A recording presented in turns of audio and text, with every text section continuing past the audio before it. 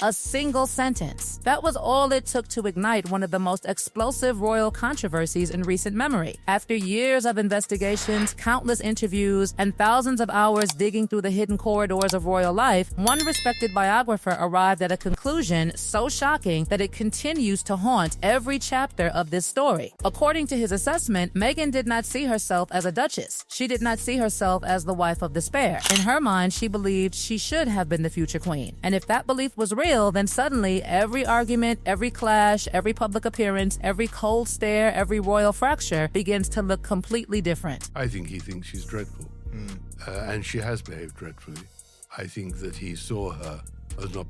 I've been covering the royal family for 52 years. I've never encountered anybody remotely like Kate. She sets herself up while just innocently commenting on how Will and Kate are behind closed doors. Watch this. How have Meghan Markle's past words come back to haunt her? Has she told Prince Harry he has to step up financially? To her, in a way, when she moved into Kensington Palace, and Harry has got a 2/3. Plough ahead, because quite frankly, nobody has absolutely dealt with her. And I know many of you out there might say, you know, but he's closed down like that from embarrassment for a minute.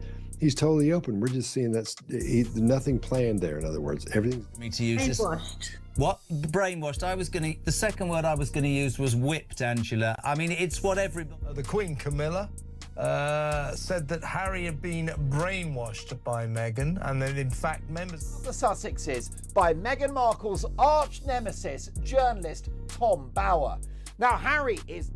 And then this is what happens when you just see it, because they're horrible actors. Because Meghan is a horrible actress. That Harry would rather be anywhere else than trapped in this loveless union. Harry wants Story and a news story. And I think the reason why people will be interested is because they're intrigued by the end game. Was Prince Harry caught in a web created by Meghan Markle to ensnare him, or basically... He's a lonely, sad man, and she needs the label.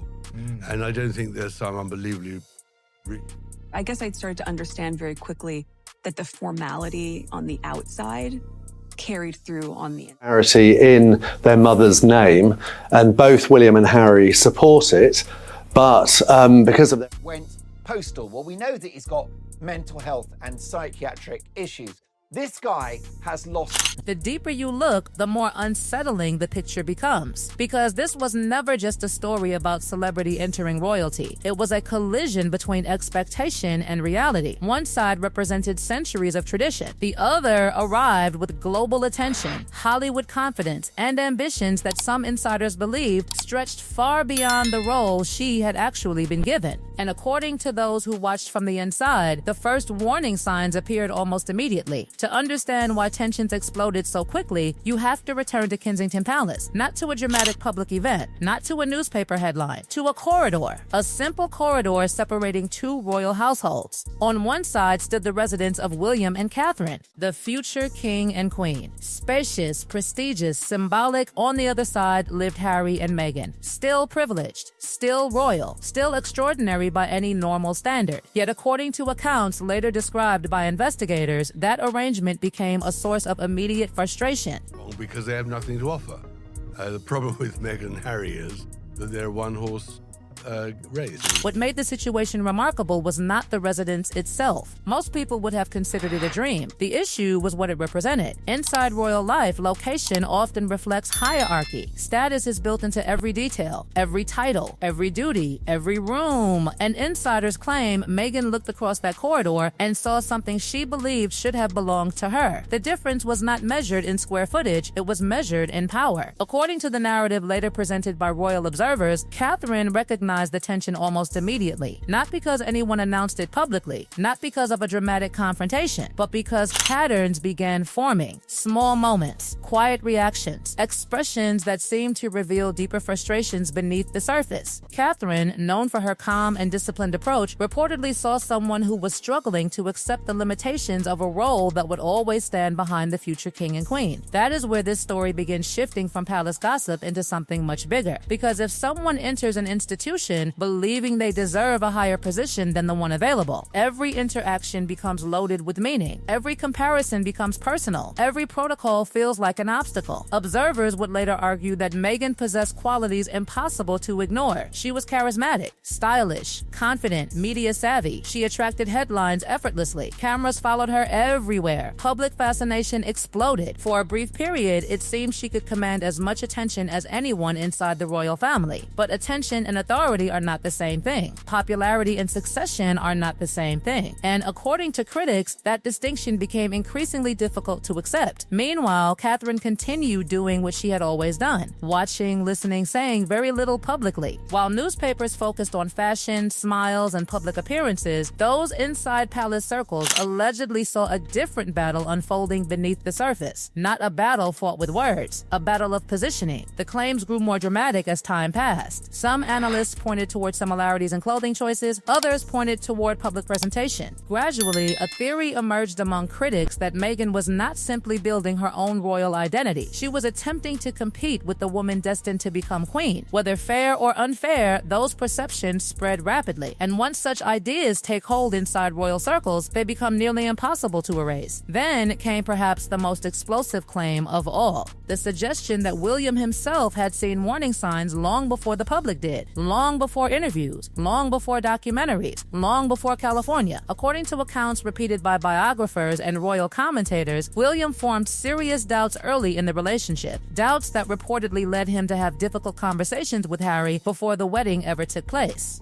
Imagine the weight of that moment. A brother attempting to warn another brother, not about politics, not about duty, about the person he intended to marry. It was the kind of conversation capable of changing a family forever. And according to those who have studied this period closely, it did exactly that. Because Harry did not turn back. He moved forward. The wedding happened. The crowds cheered. The world celebrated what appeared to be a modern royal fairy tale. But behind palace walls, some insiders were already asking a disturbing question. What if the conflict everyone would eventually witness had actually begun long before the vows were exchanged? What makes this story so fascinating is that the warnings did not allegedly come from one direction. According to accounts discussed by royal commentators, concerns were emerging from multiple corners of the institution. People whose job was to prepare newcomers for royal life reportedly began noticing something unusual. While the public was celebrating a glamorous love story, some insiders were allegedly questioning whether the future being presented to the world was actually the future being planned behind closed doors. And that difference matters because history often changes long before the headlines catch up. As time passed, the tension between expectation and reality only seemed to grow. Every public appearance became a clue. Every royal engagement became another piece of a puzzle. Critics claimed Meghan was never interested in the ordinary side of royal service. The hospital visits that received little media coverage, the community events that generated no international headlines, the repetitive, disciplined schedule that had defined royal duty for generations. According to some observers, she wanted the visibility of royalty without the restrictions that came with it. Whether that assessment was fair remains heavily debated, but it became a belief repeated more and more frequently within royal commentary circles. What makes the entire situation even more dramatic is how often the same theme keeps appearing. Ambition, not ordinary ambition. Extraordinary ambition. The kind that refuses to accept limits. The kind that keeps reaching for something bigger even after achieving what most people would consider unimaginable success. Because from the outside, the life being offered appeared extraordinary. Global recognition, historic influence, access to one of the world's most famous institutions. Yet according to critics, none of it was enough because the ultimate prize remained out of reach. Years later, those early palace tensions transformed into something far larger. Interviews shocked the public. Relationships fractured. Family members drifted apart. The image of royal unity collapsed. Every new project seemed to deepen the divide rather than repair it. And with each passing year, commentators began revisiting those original warnings. Was William seeing something everyone else missed? Was Catherine recognizing a challenge before it became obvious? Were palace insiders quietly predicting the outcome long before the public realized trouble existed? Then came another controversy that reignited old debates. Reports began circulating that fashion projects connected to Princess Diana's iconic style could potentially become commercial opportunities. Immediately, the discussion shifted from fashion to legacy. Diana is not merely a historical figure within the royal family. She remains one of the most emotionally powerful figures in modern royal history. Her memory still influences public perception decades after her passing, so any suggestion that her image, style, or symbolism could be commercialized instantly triggered strong reactions. For critics, it represented another example of a familiar pattern. For supporters, it represented unfair scrutiny directed at everything Meghan touched. But regardless of which side people believed, one fact remained impossible to ignore. The controversy itself refused to disappear. Years after leaving royal duties, Meghan continued generating the same level of debate, division, and speculation that followed her from the beginning. And perhaps that is the most remarkable part of this entire story. Not the wedding, not the interviews, not the departures, the persistence of the mystery itself. Because after all these years, people are still asking the same question. What was the real goal from the very beginning? Was this simply a clash between two completely different worlds? Was it an institution unable to adapt to a modern outsider? Or was it, as some critics insist, the story of someone who entered the palace believing the role she received was smaller than the role she deserved? According to the biographer whose investigation sparked these debates, the answer has always been hiding in plain sight. One belief, one conviction, one private expectation powerful enough to influence everything that followed. If that interpretation is correct, then every conflict, every rivalry, every media storm, every fractured relationship traces back to a single idea that never truly disappeared. And that is why this story continues to fascinate royal watchers around the world. Because the palace moved on, the headlines changed, the years passed, yet the questions remain. William is still watching from the future throne. Harry remains separated from the royal life he once knew. Meghan continues building her own path beyond palace walls. And somewhere beneath all the noise, speculation, and competing narratives, one mystery continues refusing to die. Did everyone see the ending coming long before the public did? Or are people now rewriting history to make the outcome appear inevitable? That question remains unanswered. But one thing is certain. The silence between the headlines has become almost as revealing as the headlines themselves.